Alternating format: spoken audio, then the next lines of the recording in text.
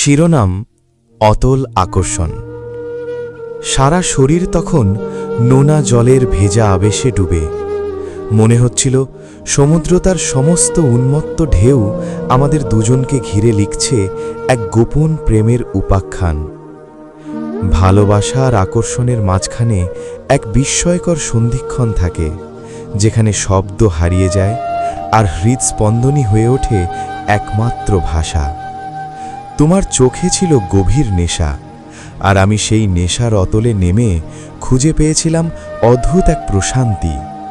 মনে হচ্ছিল এই মুহূর্তের বাইরে কোনো পৃথিবী নেই, আর শুধু সমুদ্রের নোনা বাতাস, ভেজা চুলে আটকে থাকা সন্ধ্যার আলো আর খুব কাছ থেকে অনুভব করা তোমার উষ্ণ উপস্থিতি।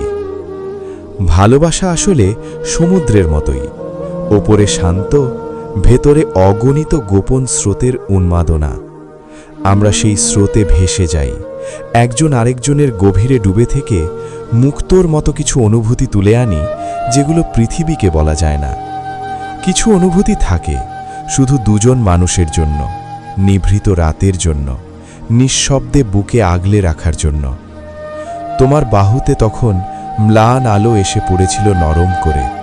আমি মুগ্ধ চোখে তাকিয়েছিলাম।